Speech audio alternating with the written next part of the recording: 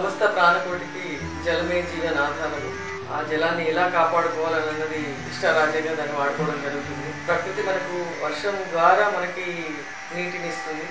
ఆ నీటిని, ఆ వర్షం నీరుని మనము ఎంత కాపాడుకుంటే మనకు అంత ఆధారం ఉంటుంది. మనకు పంట పండించే దగ్గర నుండి మొదలు పెడితే ఇక్కడ ఎటు అంటే మనం రోజు గడిచే జీవితంలో ఎన్ని అవసరాలు దగ్గరికి వెళ్ళినా కూడా అది నీటితో సంబంధం ఉన్నదే ఉంటుంది తప్పితే సో అంత ఇంపార్టెన్స్ ఉన్న నీటిని మనము బాధ్యత రాహిత్యంగా మనము ఆ నీటిని వృధా చేస్తున్నాం. పాపులేషన్ పెరిగిన కొద్ది నీటి వనరులు తగ్గిపోతూ ఉన్నాయి.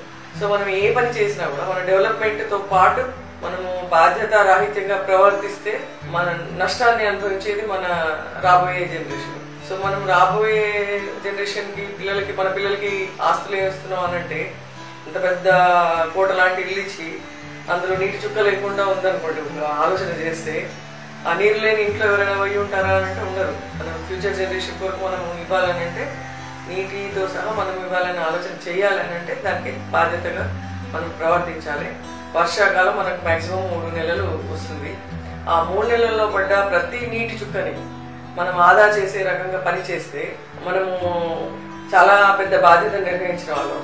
సో అది ప్రతి ఒక్కరూ చేయాలి. ఏ గవర్నమెంట్, ఏ స్వచ్ఛంద సంస్థలు, లేకపోతే పొలిటికల్ పార్టీస్ వాళ్ళ బాధ్యతను ఇంకెవరో చేస్తారు అనే వాళ్ళ మీద ఆధారపడడం కాకుండా ప్రతి ఇంటిలో ప్రతి ఒక్క పౌరులు అందరూ కలిసి చేయాల్సిన బాధ్యత. సో అదేలా నన్ను ఆలోచిస్తే మనకు హైదరాబాద్ మెట్రో వాటర్ వర్క్స్ నుండి ఎండి గారు, మేనేజింగ్ డైరెక్టర్ దానకిషోర్ గారు ఒక మూవ్మెంట్ తీసుకురావడానికి ఈరోజు మన రెయిన్ వాటర్ హార్వెస్టింగ్ డే లాగా డిక్లేర్ చేశారు. రాబోయే తరాలకు నష్టం ఎలా వస్తుంది, మనం ఇప్పుడే జాగ్రత్త పడాలన్న ఉద్దేశంతో అందరిలో అవగాహన కల్పించడానికి ఈరోజు ఈ కార్యక్రమాన్ని నిర్వహించడం జరిగింది. సో ఈ కార్యక్రమంలో మనం ఏం చేస్తున్నాం అంటే ఆల్రెడీ ఒక ఇంకుడు గుంతలో అనే కార్యక్రమాన్ని తీసుకోవడం జరిగింది. అది గత కొన్ని సంవత్సరాలుగా ప్రభుత్వ పరంగా ప్రజల పరంగా కొన్ని ఇంకుడు గుంతలు కట్టడం జరిగింది. సో ఆ ఇంకుడు గుంతలు అసలు కట్టిన వాటిని కాపాడుకోవడం కూడా మన బాధ్యత. సో దానిలో కూడా మనం బాధ్యత రాహిత్యంగా ప్రవర్తిస్తున్నాం.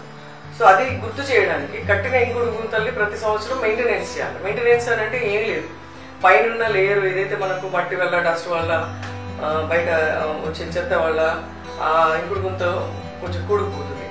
దాన్ని మనం పైన అంత టాప్ లేయర్ క్లీన్ చేసేసి మళ్ళీ కొంచెం శాండ్ వేస్తే అది మళ్ళీ వర్షాకాలానికి రెడీ అవుతుంది. తర్వాత ఇంకుడు గుంత ఎలా కట్టాలి, ఎందుకు కట్టాలి అని ఈ 2 విషయాలు మనం తీసుకుంటే, ఇంకుడు గుంత కట్టడం ఎందుకు అని అంటే మనము వర్షపు నీటిని పూర్తిగా ప్రతి నీటి బొట్టుని భూమిలోకి ఇంకింప చేయాలి అని అన్నదానికి మనం ఇంకుడు గుంత కట్టాలి.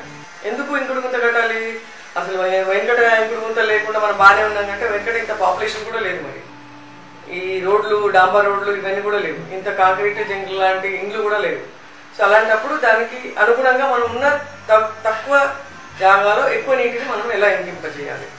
ఫర్ ఎగ్జాంపుల్ ఒక చిన్న సైజు స్లాబ్ ఉన్న ఏరియా మనం తీసుకుంటే దాంట్లో ఆ స్లాబ్ మీద వర్షం పడే నీళ్ళు యావరేజ్గా 800 mm వాటర్ రెయిన్ఫాల్ ఉంది అని అనుకుంటే దాన్ని క్యాలిక్యులేషన్ చేస్తే 2000 లీటర్లు ఒక రోజుకి మనకు వర్షం నీరు పడుతుంది అన్నది ఒక అంచనా.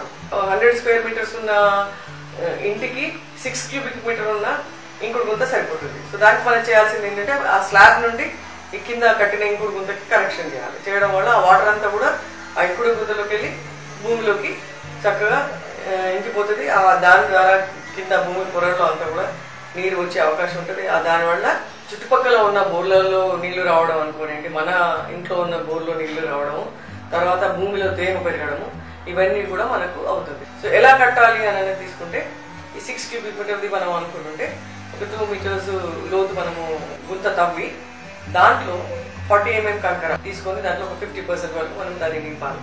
దాని తర్వాత 20 mm కంకర వేయాలి. ఇసుకని కానీ జల్లెడ పట్టినప్పుడు వచ్చే దొడ్డు ఇసుక ఉంటుంది కదా, ఆ దొడ్డు ఇసుకని దాని పైన 25%లో 10% వేసేస్తే మిగతాది బ్రిక్ లైన్ కట్టేసేసి ఆ బ్రిక్ లైన్ లోపలికి మనము ఈ పైప్ ఏదైతే రెయిన్ వాటర్ పైప్ ఉంటుందో దాంట్లోకి వదిలిపెట్టాలి. సో వదిలిపెట్టడం వల్ల ఆ నీళ్ళు అందులో పడి టోటల్గా మనకు పైన ఇసుకలో నుండి ఫిల్టర్ అవుతూ కిందిలోకి భూమిలోకి నీళ్ళు వెళ్ళిపోతుంది. సో ఈ రకమైన ప్రాసెస్ వల్ల మనం హెల్ప్ చేసుకున్న వాళ్ళని కాకుండా మన సొసైటీకి హెల్ప్ చేసిన వాళ్ళం అవుతాము. అండ్ భూమిలో గ్రౌండ్ వాటర్ డిప్లీషన్ కాకుండా ఉండడం జరుగుతుంది. తద్వారా నెక్స్ట్ జనరేషన్కి మనము ఎక్కడికో పోయి వాళ్ళు నీటి కష్టాలు పడకుండా చూసే అవకాశం ఉంటుంది. సో ప్రతి ఒక్కరు కామన్ ప్లేస్ ఉన్న ఒక గేటెడ్ కమ్యూనిటీలు కానివ్వండి, పబ్లిక్ ప్లేస్ కానివ్వండి, ఎక్కడ ఉన్నా కూడా కామన్ ప్లేస్లలో అందరూ కలిసి ఒక ఇంకుడు కట్టడం అన్నది స్కూల్స్లలో, ప్లే గ్రౌండ్స్లలో, కామన్ ఏరియాస్లలో, ఓపెన్ ప్లేస్లలో ఎండిపోయిన బోర్లో మనము ఈ కార్యక్రమాన్ని నిర్వహించవచ్చు. సో ఇలా మనం వాన నీటిని ఆదా చేసుకుని ఇంకుడు గుంతల కార్యక్రమాన్ని ఒక పెద్ద కార్యక్రమంగా తీసుకొని అది మన బాధ్యతగా తీసుకొని మనం చేస్తే ఖచ్చితంగా మనకు రాబోయే కాలంలో కష్టాలు తప్పుతాయి అన్నది మంచి ఉద్దేశంతో ఈ కార్యక్రమాన్ని ముందుకు తీసుకుపోవడం జరుగుతుంది. సో మీరందరూ కూడా చేస్తారని ఆశిస్తున్నాము. సో ఇకపోతే ఇక గవర్నమెంట్ నుండి హైదరాబాద్ మెట్రో వాటర్ వర్క్స్ నుండి మనకు డ్రింకింగ్ వాటర్ సప్లై ఒకటి జరుగుతుంది. అది మనకు కృష్ణా గోదావరి జలాల నుండి మనకు తీసుకువచ్చి నీళ్లు ఇక్కడ హైదరాబాద్లో సప్లై చేస్తున్నారు. సో దానికి ప్రభుత్వానికి అయ్యే ఖర్చు ఒక 45 రూపాయలు పడుతుంది. మనకు 1 కిలో లీటర్కి 45 రూపాయలు ఖర్చు అవుతుంది. దాన్ని మనకు గవర్నమెంట్ 7 రూపాయలకు మాత్రమే ఇస్తుంది. సో అంత 38 రూపాయలు బర్డెన్ గవర్నమెంట్ తీసుకొని మనకు ఇస్తుంటే మనం ఏం చేస్తున్నాం, ఆ నీటిని వృధా చాలా చేస్తున్నాం. సో మన నీళ్ళే కదా, మనం బిల్లు కడుతున్నాం కదా అంటే మీరు కట్టే బిల్లు 7 రూపాయలు మాత్రమే, కానీ దాని మీద గవర్నమెంట్కి ఖర్చు అయ్యేది 38 రూపాయలు. సో దానివల్ల నష్టం ఆ డబ్బులు ఎవరికి, అవి మనమే డబ్బులు. సో అలా నష్టపరచాల్సిన అవసరం లేదు. ఆ నీటిని వృధా కాకుండా చేయడంలో ముఖ్యంగా ఎంత అవసరం ఉందో షవర్స్ వాడకుండా కార్లను బకెటెడ్ నీళ్ళతో కడగడం, ఒక రోజు విడిచి ఒక రోజు నీళ్ళు వస్తే ఆ నీళ్ళని పారబోసేసి మళ్ళీ ఇంకో నీళ్ళు పట్టుకోవడం అలా కాకుండా సో ఈ రకంగా మనము డ్రింకింగ్ వాటర్ను కూడా చాలా వేస్ట్ చేస్తాం. సో ఆ వేస్ట్ జరగకుండా చూడడం కూడా మన బాధ్యత. సో 2 రకాలుగా అంటే ట్రీట్మెంట్ ఇచ్చి తీసుకొచ్చిన వాటర్ని కాపాడుకోవడం మన బాధ్యత. రెండవది వర్షపు నీటిని, ప్రకృతి పరంగా వచ్చిన వర్షపు నీటిని భూమిలోకి ఇంకింపజేసి రాబోయే తరాలకు నష్టం రాకుండా భూమిలో నీటిని ఇంకింపజేయడం అనేది రెండో బాధ్యత. ఇది మనం ఖచ్చితంగా ఒక రెస్పాన్సిబిలిటీ తీసుకొని సో ఎస్కేప్ అవ్వడానికి ప్రయత్నించకుండా మనకి మనమే ఆన్సరబిలిటీ, మనం ఎవరికో సమాధానం చెప్పాల్సిన అవసరం లేదు.